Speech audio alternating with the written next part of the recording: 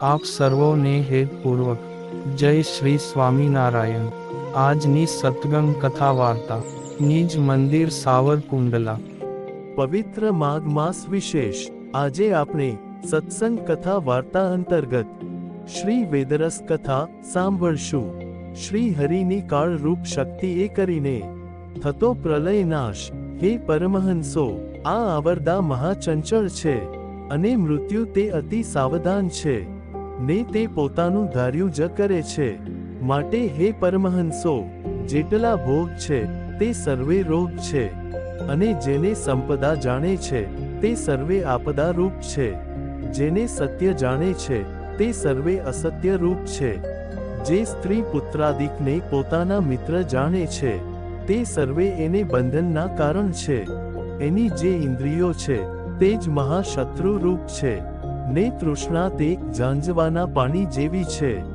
દેહ જે છે તે પણ વિકારવાન છે, મન તે પણ મહાચંચળ અને અશાંત છે। અહંકાર તે તો મહાનીચ છે ને તેણે દીનતા ભાવને પમાડ્યો છે। એ આદિક લઈને જેટલા પદાર્થને સુખરૂપ જાણે છે તે સર્વે દુઃખના દેનારા છે। તેમને કરીને શાંતિ તો કોઈ કાળે થતી નથી।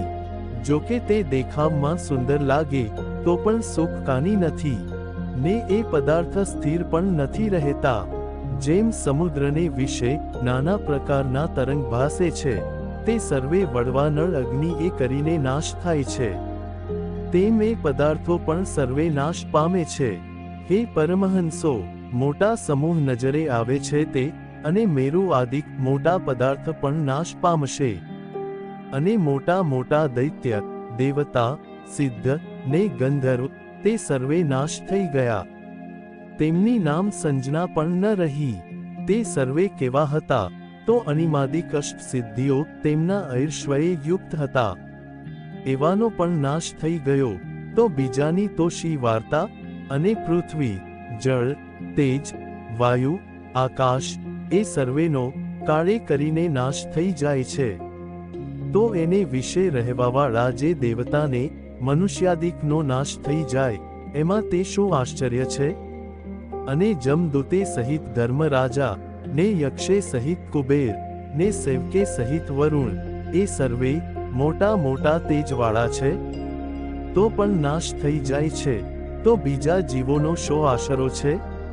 અને આ તારા મંડળ દ્રષ્ટે આવે તે પણ ખરી પડે છે। જેમ વૃક્ષથી સૂકા પાંદડા વાયુએ કરીને ખરી પડે છે તેમ તારા ખરી જાય છે। અને હે પરમહંસો, ધ્રુવ તે સ્થિર છે તો પણ ચલાયમાન થઈ જશે ને અમૃતનું છે મંડળ જેનું ને અખંડિત છે મંડળ જેનું ને મોટા પ્રકાશે યુક્ત એવા જે ચંદ્ર ને સૂર્ય દેખાય છે તેમના નામ પણ નહીં રહે, સર્વેનો નાશ થઈ જાશે તો બીજાની શી ગણતરી। હે પરમહંસો, બ્રહ્મા, શિવ, વિષ્ણુ ને બ્રહ્માંડના મોટા અધિષ્ઠાતા તેમના દેહનો પણ નાશ થઈ જશે તો બીજાની શી વાર્તા કહીએ। હે પરમહંસો, કાળે કરીને સર્વે જગત ઉપજી આવે ને નાના પ્રકારના પદાર્થે યુક્ત સુંદર ભાસે છે તે સર્વે પણ નાશવંત છે। એની ઈચ્છા તો મૂર્ખ હોય કરે છે, કેમ કે એ તો મનની કલ્પના એ કરીને રચ્યા છે। હે પરમહંસો, જરા અવસ્થા આવે ત્યારે શરીર કૃશ થઈ જાય અને તૃષ્ણા વધતી જાય છે।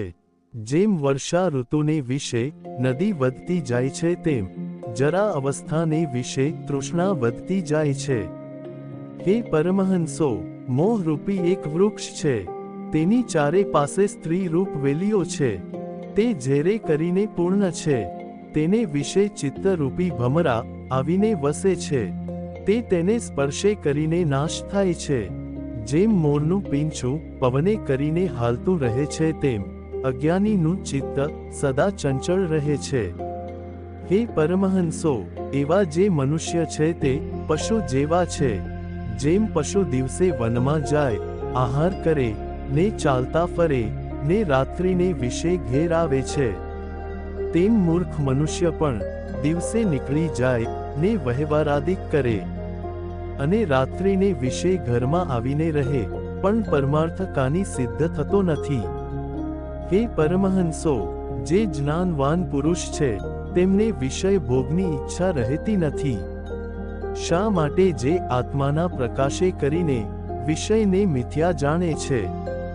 હે પરમહંસો, એવા જે આત્મવાન પુરુષ તેણે વિષયને દુઃખરૂપ જાણ્યા છે ને તે એવા મોટા પુરુષોનો સમાગમ તો અતિ મોટો ભાગ્યશાળી હોય તેને જ થાય છે.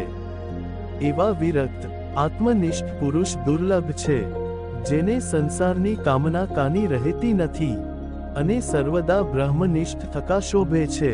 હે પરમહંસો, જ્યારે ચતુર્યુગની 1000 ચોકડી થાય ત્યારે બ્રહ્માનો એક દિવસ થાય. તે બ્રહ્માના દિવસનો નાશ થઈ સતે જગતનો પ્રલય થાય છે અને તે બ્રહ્માનો પણ કાળે કરીને નાશ થાય છે. બ્રહ્મા પણ એટલા નાશ થાય છે કે તેમની ગણતા સંખ્યા આવે નહીં.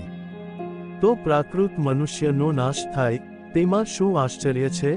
તે સારું. હે પરમહંસો, ગોલોકની વિભૂતિઓ તથા વૈકુંઠની વિભૂતિઓ તથા કૈલાસની વિભૂતિઓ તથા અષ્ટાવરણે યુક્ત જે બ્રહ્માંડ તેને વિશે જે વિભૂતિઓ તથા સિદ્ધિઓ એ સર્વેના સુખ થકી નિસ્પૃહી રહેવું ને પ્રીતિ તો એક નારાયણના ચરણારવિંદને વિશે રાખવી અથવા સંતના ચરણારવિંદને વિશે રાખવી.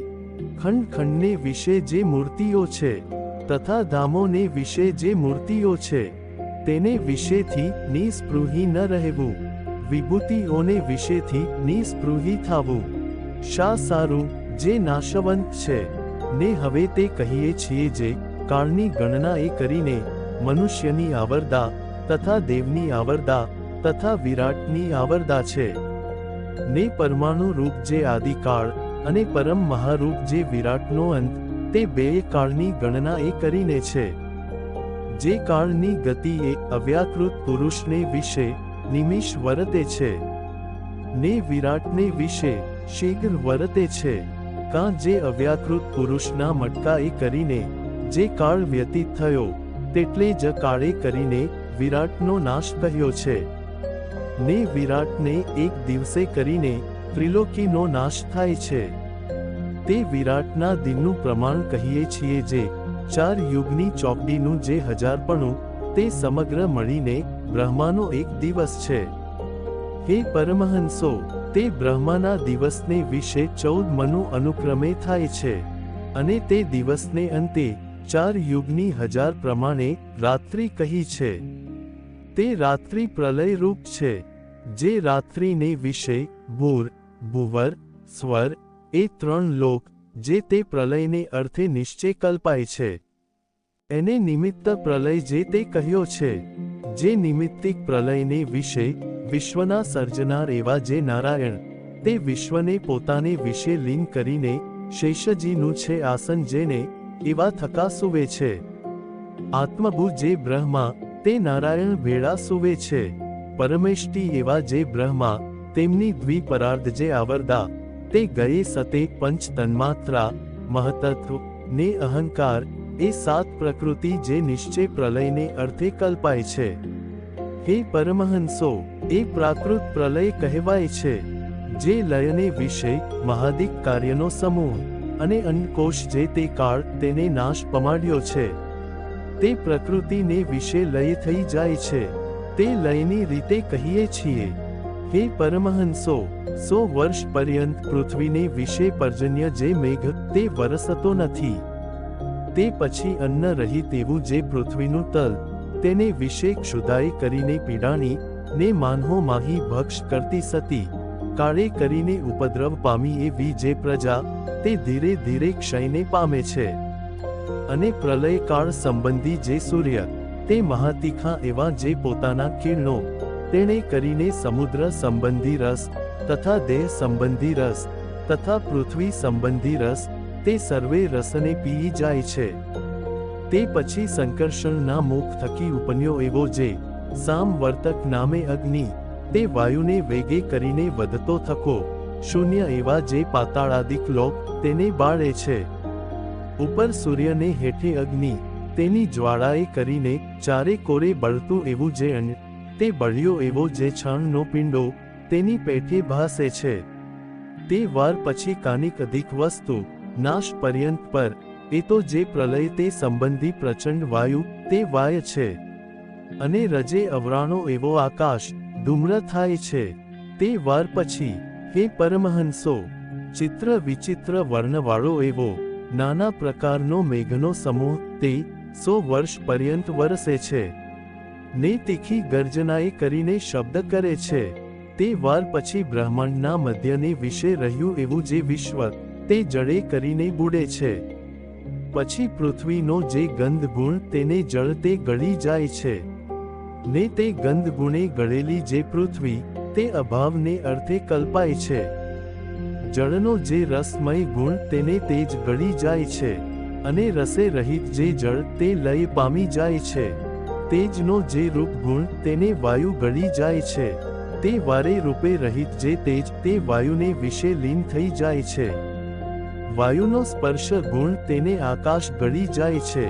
ત્યારે તે વાયુ આકાશ પ્રત્યે લય પામી જાય છે. ત્યારે આકાશનો ગુણ જે શબ્દ અને ભૂતાદિક તેને તામસ અહંકાર તે ગળી જાય છે અને આકાશ તે તામસાહંકાર પ્રત્યે લય પામે છે. તેજસને રાજસ અહંકાર તે 10 ઇન્દ્રિયોને ગળી જાય છે અને વિકારી જે સાત્વિક અહંકાર તે વૃત્તિએ સહિત દેવતા ને અંતઃકરણને ગળી જાય છે. અહંકારને મહતત્વ ગળી જાય છે અને તે મહતત્વને શુદ્ધ દેવા જે સત્વાદિક ગુણ તે ગળી જાય છે. હે પરમહંસો કાળે પ્રેર્યું એવું જે પ્રધાન તે જે મહતત્વના કારણ રૂપ જે શુદ્ધ સત્વાદિક ગુણ તેને ગળી જાય છે. તે માયાના ગુણ તે કાળના જે અંગ દિવસને રાત્રિ તેણે કરીને પરિણામાદિકને પામતા નથી. કહેતા માયાનો લય થતો નથી અને તે માયાને વિશે વાણી નથી, મન નથી, સત્વ તમને રજ એ જે શુદ્ધ ગુણ તે નથી અને મહતત્વાદિક લઈને જે એ તત્વ તે નથી અને જે પ્રધાનને વિશે પ્રાણ બુદ્ધિ ઇન્દ્રિયો કે દેવતા નથી અને લોકરૂપ જે રચના વિશેષ તે નથી. તેને વિશે આકાશ નથી ને ભૂત કહેતા પૃથ્વી અને અનિલ કહેતા વાયુ અને અગ્નિ કહેતા દેવતા નથી અને અર્ક કહેતા સૂર્ય નથી અને માયા તત્વને ઇન્દ્રિયાદિકનો અભાવ છે.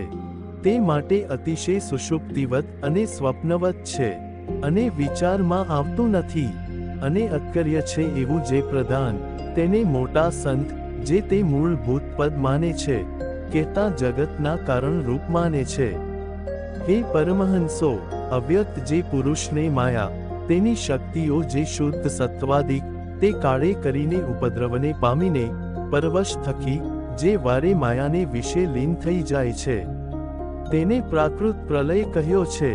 અને હવે પછીની કથા વાર્તા આપણે આગળના ભાગમાં સાંભળશું. અત્યારે આપ સર્વોને ભાવથી જય શ્રી સ્વામિનારાયણ.